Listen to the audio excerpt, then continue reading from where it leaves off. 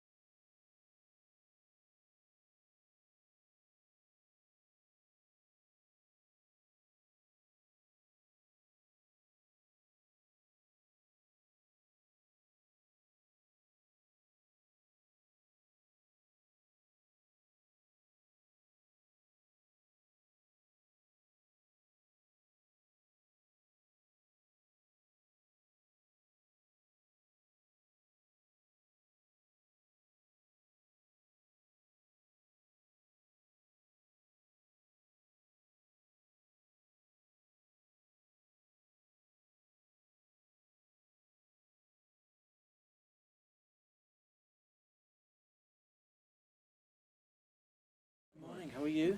Very well. There's a family ruin, you know. Would you like some cappuccino first? Thank you, Pete. Thank you. You're very kind. Is it just cappuccino, or is there something a little stronger at the bottom? No, to be fair, no. Just cappuccino. Boring. Very boring. Because you're not a man who drinks a lot of strong stuff, are you? I seem to No. remember. No? That's about as strong as it gets for you. That's very strong. Yeah. Strong enough. Can I just check everybody's fitness? Because by my Yes. recollection, you've had a busy time in your medical room recently. Yeah, we had. I think we still. Tony Hibbett, obviously, he still needs a couple of weeks. He pick up a knock in training, so he'll be out of the squad for the next 2 games. Leon Osman, very similar, and Kevin Miralles, he's got a great chance to be involved over the next 2 games. I don't know yet if the Stoke game is going to be too early or not, but he's got an opportunity, which is fantastic news. And James McCarthy is very similar to Kevin Miralles. I do think that he will be involved one way or another over the next two games. And Darren Gibson is progressing really well, and I wouldn't be surprised if he's back over the next 2 weeks as well. So we're getting quite close. How big is the temptation to get people back when you're coming off the back of a result that everybody clearly didn't enjoy?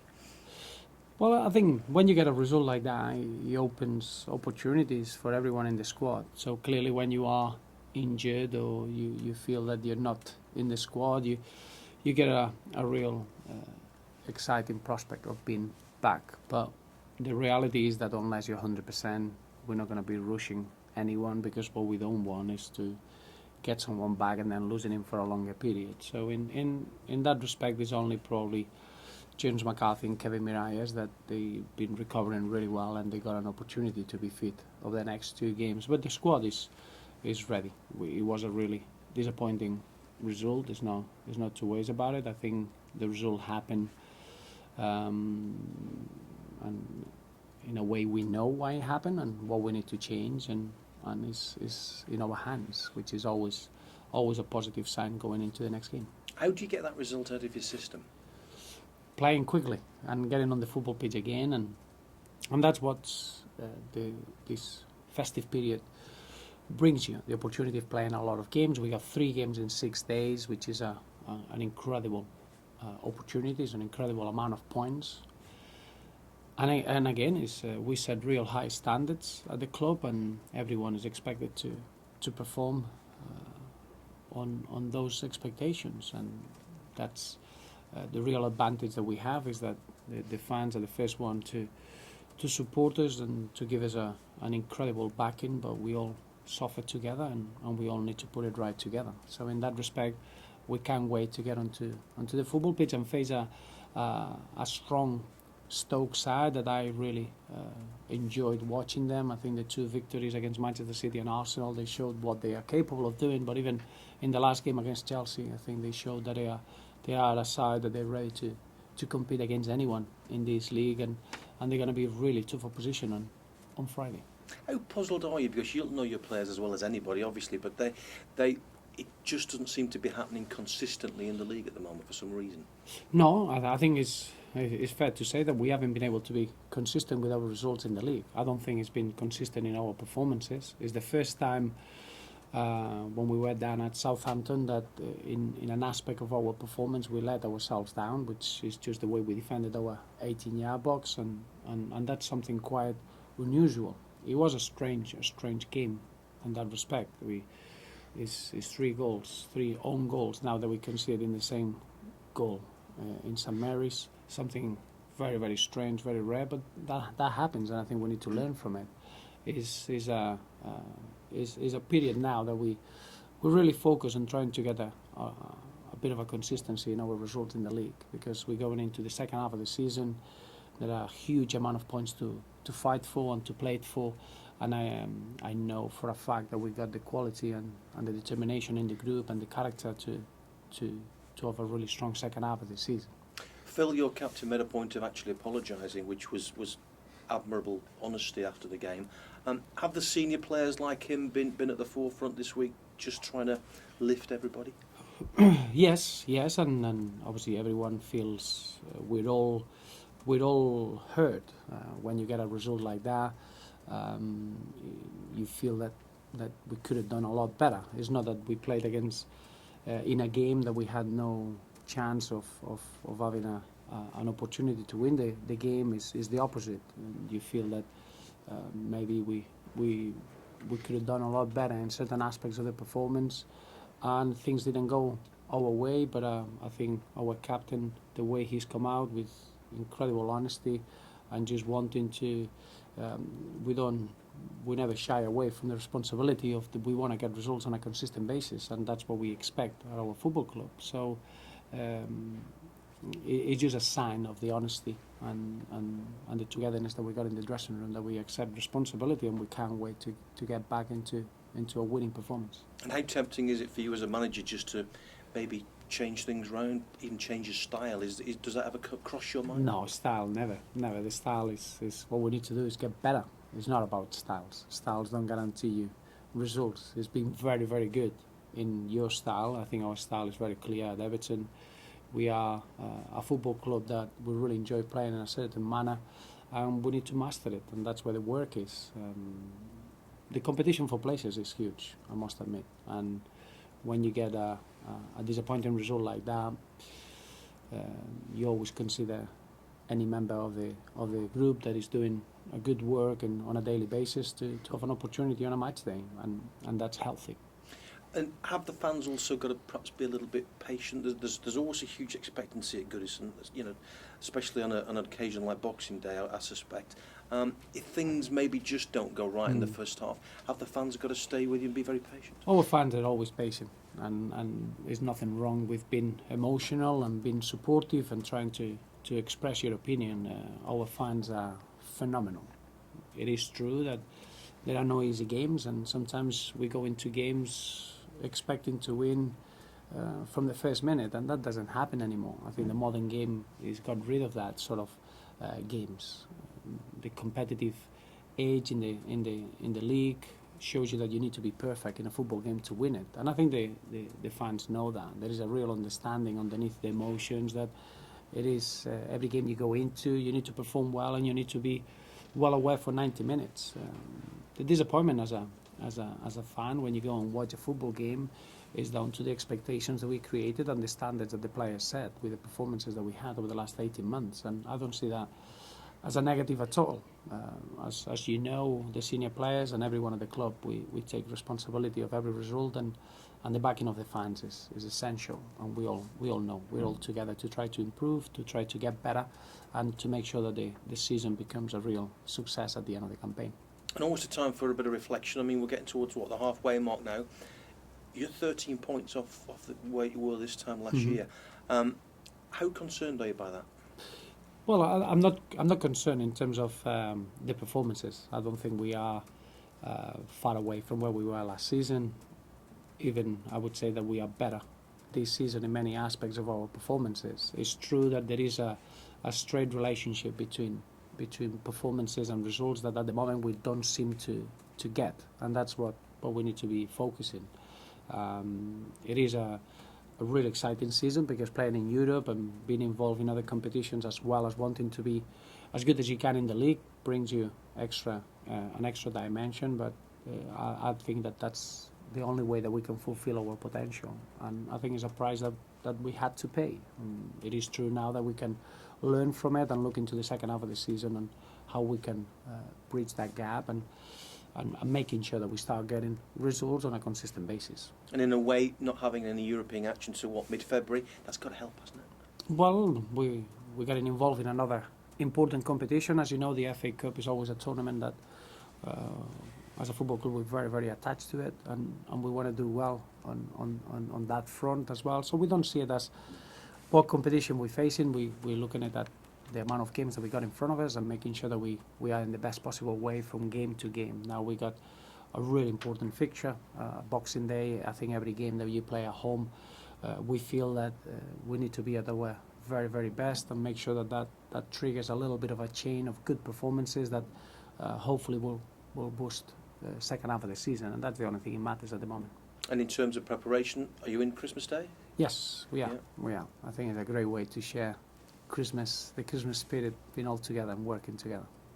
But the lads obviously need a little bit of time with the family. You'll appreciate that now because you've got your own family, haven't you? So I- again, I do. difficult balance. Even if my wife needs to keep reminding me, but it is true now. I think it's getting the. You get told off. I do. There's a strong boss at home, but I think it's getting the right balance, and we're very privileged if we can enjoy the family and the festivity of this period with doing what we love, which is playing football and preparing games. Is a perfect combination. And I guess your Christmas wish list will depend on whether you've been a good boy. Exactly, and I don't think I can judge that because I will be a bit biased on that. Thank you. Roberta, Stoke Pleasure. are only 2 points behind you in the league and behind the top four. Do you think this is one of the closest leagues we've seen in recent seasons? Yeah, without a doubt. I don't think even the fourth place is gone. I would say that the teams that you got fighting for the title, I think they've taken 2 of the 4 spots. Everything else is wide open. You can go through a period getting 2 or 3 good results, and that changes a little bit the dynamics in the table. It's really early, but as I mentioned before, there are no easy games anymore, and that means that everyone takes points of each other, and that makes it a very, very tight league. And I would say that this is the closest league that I've been involved in. If you're looking at all the places, the amount of teams that they are fighting for the title, the amount of teams that they're fighting to get into the Champions League, the amount of teams that they're going to be fighting to get into Europe, and so on. So it is a season that I think we're going to see probably one of the tightest ending of the season because the margins are very, very small, smaller than ever. Is that a bonus for you in terms of your current position and over the Christmas period with so many games that a few good results could just see you jump up? Yeah, I do think that is a lot to play, and there's many points to fight for. And I know that we're constantly trying to assess a team's journey by the points that they got in the table and where they are in the table. The reality in the league is that you're trying to accumulate as many points as you can until you go the start of the final third of the season, and that's what we're doing, trying to get as many points as we can, and then before once you get the last international break, you can see where you are and you can really then focus on what your aim for the season in the league and see what you can get. At the moment, it's still trying to find solutions internally, trying to find the best possible approach from the squad and trying to get as many points as we can. I'm looking back on all the 17 games that we had, and apart from the Southampton performance, we've been in every single game, and it's fair to say that we've drawn too many games that we should have won, and we lost too many games that we should have drawn at least. So there's more. The margins are small, and I think the work is exciting to try to close those. We spoke to Luke Garbett recently. How impressed have you been with his development, and does his future lie at the club? Well, Luke Garbett has been a real phenomenal young man to have around. It's just someone that keeps developing. He's got phenomenal talent. I think it's something that makes him have a bright future, is the talent that he has. But I've been very impressed in the last 4 to 5 months in the manner that he's worked really hard at this game. I think his 2 performances, the full 90 minutes that he's played in the first team against Krasnodar and Wolfsburg, they were very impressive performances, and I think he's ready to challenge for a position in the side. And that's what you want a young player to do, arrive in the first team or earn the right to be in the first team, and then once he gets there, start feeling that he can challenge. And Luke Garbett has done that. That really sets a real good example of what we're going to do at Everton. Roberto, can I just ask you about Stoke? Yep. It seemed to make things tough for Chelsea on Monday night. What did you think of their performance? I think they found a way of playing that is really attractive to watch, I must admit, and it's one of those teams that they've been over a real transition under Mark Hughes, and they're very difficult to play against. They're very energetic, they're very dynamic. They found 2 or 3 players with a real good moments of form, and I just feel I've seen the last few games, and they've been very unfortunate with some of the results. But I think they've been obviously a team that is capable of beating Manchester City away from home and Arsenal, and compete in the manner that they did against Liverpool and Manchester United, and just Chelsea recently, I think it tells you that it's a team that whoever they're going to play, they're going to be themselves. They got a clear identity, the way they want to play, and I admire the way they've been progressing this season. Thank you. Merry Christmas. The same to you.